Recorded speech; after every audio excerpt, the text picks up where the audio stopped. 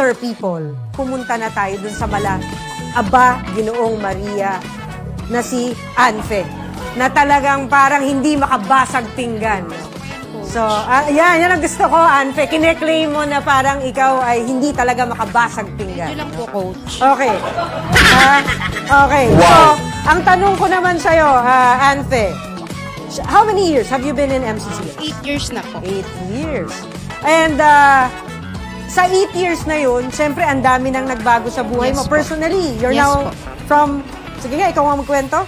8 years na po ako dito sa company and Aha. then ang dami na pong nagbago dun sa 8 years na. Oh, sige. Actually po, Coach, nung first year ko po dito sa company, nagulat po ako kasi bakit may Bible study? Ano ba Okay. yung sinasamba nila? Kasi Aha. Catholic po ako and then Aha. hindi naman po ako ganun na nagsisimba talaga. Siguro sa isang taon, 2 beses, ganyan. Aha. Pero nung pumasok ko sa company, hindi lang po trabaho yung binigay sa amin ni Mami Cas, kundi ano po pang spiritual and work po.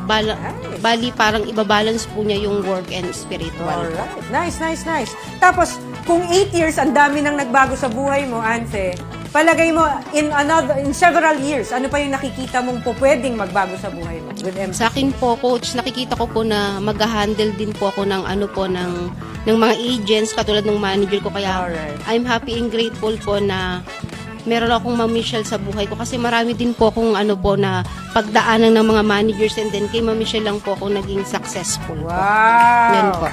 So, shout out ko dun sa mga past managers ko. Sorry po. I love you.